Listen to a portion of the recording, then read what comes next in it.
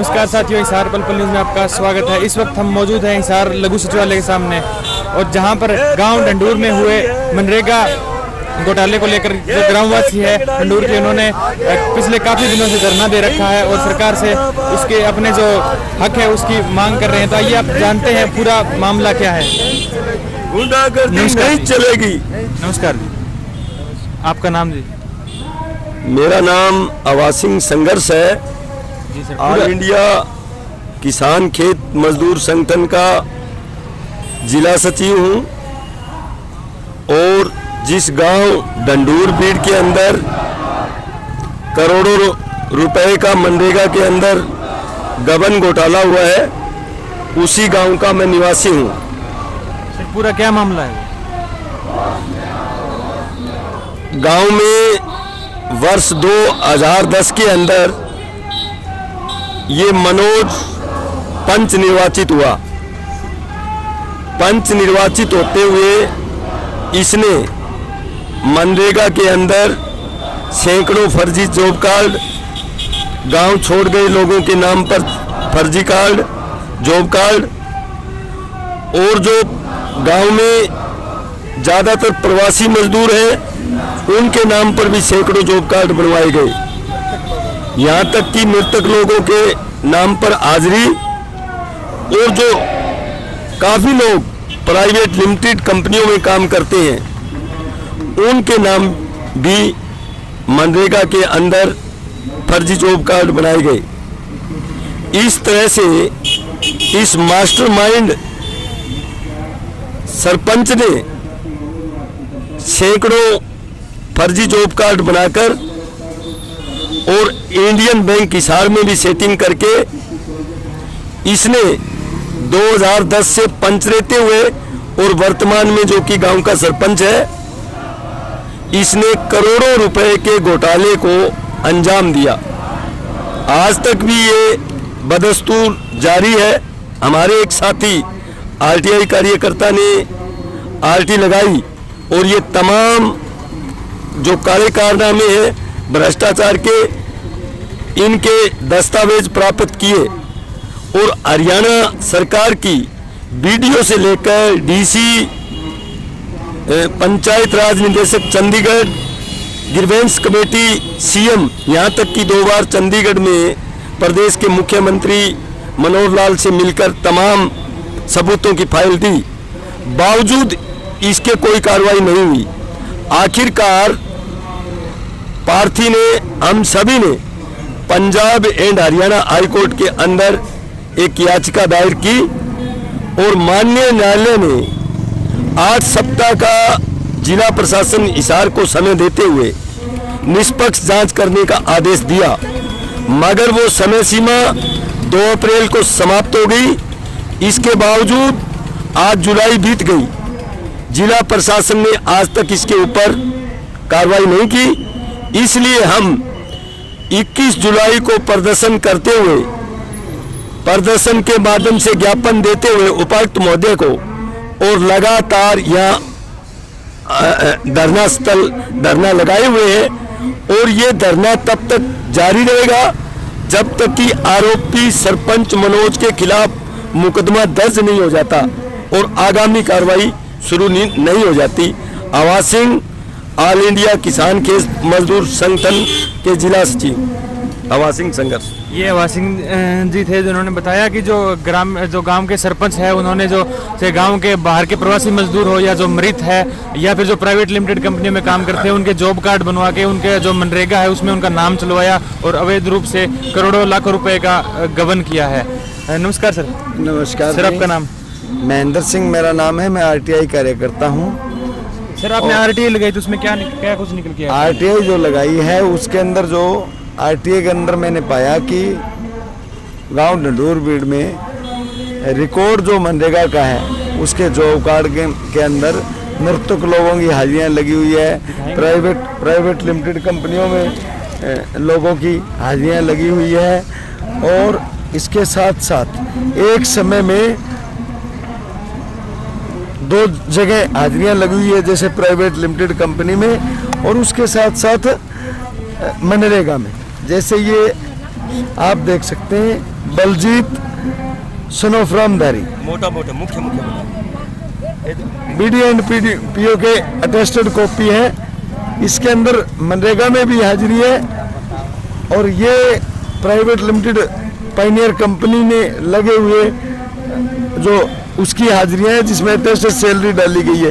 ये तमाम 5 वर्ष रेगुलर फर्जी हाजिरी डाली गई। इसी तरह मृतक लोगों की हाजिरियां जो है मनरेगा में लगाई गई है और मनरेगा के और सभी चीज़ों में हमारे पास तमाम सबूत है, लेकिन इस पर प्रशासन ने किसी प्रकार की कार्रवाई नहीं करी। और इस बारे हम कल जो है हरियाणा प्रदेश के नव निर्वाचित प्रदेश अध्यक्ष धनखड़ साहब से भी मिले थे और उनसे हमने विनती अपील की कि इस करोड़ों रुपए के मनरेगा घोटाले की जांच की जाए और जो दोषी सरपंच है उसके खिलाफ भिन्न भिन्न धाराओं में मुकदमा दर्ज किया जाए और जो सरकार भ्रष्टाचार विरोधी नीतियों जीरो टॉलरेंस पर चल रही है, हम उसी विचारधारा में मुख्यमंत्री जी की विचारधारा को लेकर चल रहे हैं।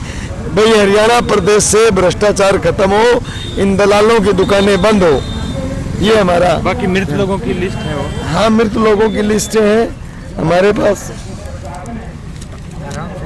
ये बता रहे हैं जो इन्होंने जो बाहर के प्रवासी मजदूर थे उनकी भी आरटीए निकली, जो मृत लोग हैं उनके इसमें मृत्यु प्रमाण पत्र भी है और आरटीए के द्वारा जो मृत लोग हैं उनके द्वारा हाजिरी भरी गई है वो भी इसमें दिखाई जा रही है। ये आप देख सकते हैं आप, जिले सिंह है, ये वर्ष 9/7/2009 में एक्सपायर हो गया। इसकी वर्ष 2013 तक हाजिरी लगाते रही है जिले सिंह की, लगभग 4 सालों तक। हाँ, इसी तरह आगे आप देखिए स्वरूप सिंह है, स्वरूप सिंह 2/2/2009 को एक्सपायर हो चुके हैं। इसकी हाजिरी जो है वर्ष 2011 से लेकर वर्ष 2014 तक। इसी तरह जो है भगत सिंह 23/1/2010 को एक्सपायर हो गया, उसकी हाजिरी वर्ष 2010 से लेकर और वर्ष 2015 तक उसकी हाजिरियां लगती रही है, 13, 14, 15 तक। इसके बारे हमने सीएम को भी शिकायत की। इसके अंदर जो है doctor Rajneesh Garg ADC chief minister Haryana को हमने अवगत करवाया, लेकिन आज तक इस पर किसी प्रकार की कोई जांच नहीं। माननीय high court Punjab and Haryana high court ने भी इनके खिलाफ डायरेक्शन की, 8 सप्ताह का समय दिया। उस 8 सप्ताह की बजाय 17 सप्ताह बीत चुके हैं, आज तक इन्होंने उस पर भी कार्रवाई नहीं की। इन लोगों ने, इस प्रशासन जो है वो तमाम अधिकारी सरपंच के साथ मिले हुए हैं। ये बहुत बड़ा घोटाला है, करोड़ों रुपए का। इन्होंने माननीय हाई कोर्ट की भी अवलोकना की है। इसीलिए हमारी प्रशासन हिसार से अब भी ये मांग है कि इस कार्रवाई को जल्द से जल्द करें। आपको इसके बारे में पता कब चला भी घोटाला हो रहा है इसमें? इसका जो मैंने आरटीआई वर्ष 2016 में लगाई जनवरी में, उसी समय जैसे डाटा आया उसके अनुरूप मैंने जब देखा तो उस डाटा के अनुसार मैंने देखा। उसके बाद 17 में लगाई, 2-3 बार करके अलग अलग प्रकार के दस्तावेज दिए।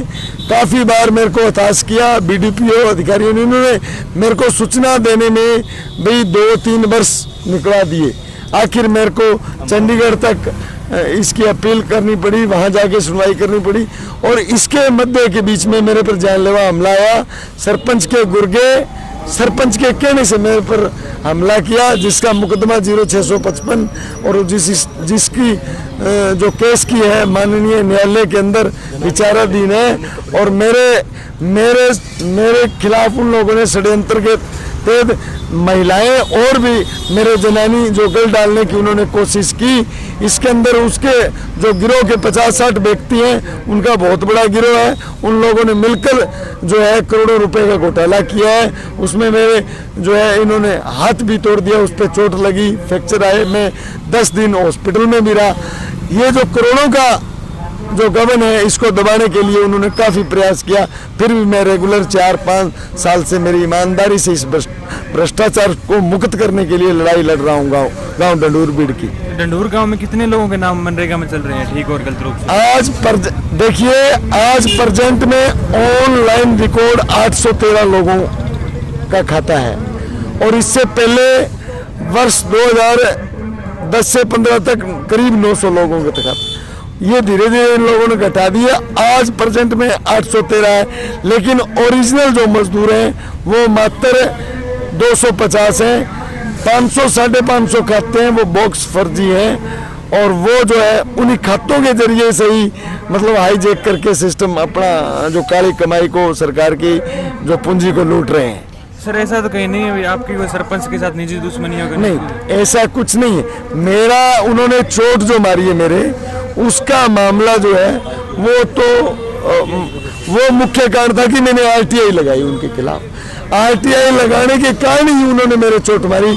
उनको पता है ये जो परिवार है ये बिल्कुल ईमानदार और मजबूत परिवार है। ये भ्रष्टाचार के खिलाफ लड़ेंगे तो डटकर लड़ेंगे और तुझे सजा कराएंगे। भाई गरीबों का जो अखार है इसके खिलाफ ये लड़ाई लड़ेंगे और लड़ाई लड़ेंगे तुझे सलाखों के पीछे जाना पड़ेगा। इसीलिए उसने मेरे पर जानलेवा हमला करवाया। ये लड़ाई तो मैं पहले से ही लड़ रहा। ये सच्चाई है, हम भ्रष्टाचार के खिलाफ हैं। ये गलत काम करें। इसने तमाम गांव के अंदर समेक, सुल्फा, गांजा, चर्स, हीरोइन, इसने नशे का बहुत बड़ा पखवाड़ा खोल रखा है गांव डंडूर बीड़ में। हम क्योंकि आने वाली जनरेशन जब युवा शक्ति जिंदा रहेगी तभी गांव बचेगा। तो हमारी ये सोच है कि गांव में युवा शक्ति को बचाए रखना और गांव को जिंदा रखना है तो समाज को जिंदा रखना बहुत जरूरी है। तो सर आपको क्या लगता है आपके धरने प्रदर्शन से सरकार या प्रशासन पर कोई फर्क पड़ेगा? देखिए इसमें हम जो लड़ रहे हैं वो सच्चाई के लिए लड़ रहे हैं। हाँ समय लग सकता है। आखिर अगर ये प्रशासन नहीं हमारी सुनवाई की तो हम तमाम जो अधिकारी है इस मामले में घोटाले में संलिप्त है हम इनके खिलाफ कंटेम्प्ट ऑफ कोर्ट चंडीगढ़ में डालेंगे। इनको सबको पार्टी बनाएंगे, डीसी महोदय को भी। ठीक है, धन्यवाद। ये थे डंडूर ग्रामवासी है जिन्होंने जो गांव के सरपंच है उन पर करोड़ों रुपए के गबन का आरोप लगाया और बताया है कि जो 2009 में जो व्यक्ति एक्सपायर हो चुका है उसकी मनरेगा में 11, 10, 11, 12, 13 और 14 तक मृत लोगों की 4-5 सालों तक हाजिरियां चलती रही है और उनके नाम से जो पैसों का गबन होता रहा है। और अब फिलहाल ये पिछले 10 दिन से हिसार लघु सचिवालय के सामने धरना दे रखा है और सरकार से इसकी ठीक रूप से मांग कर रहे हैं। अब देखना यह होगा कि सरकार इस पर क्या कदम उठाती है। जय हिंद, धन्यवाद।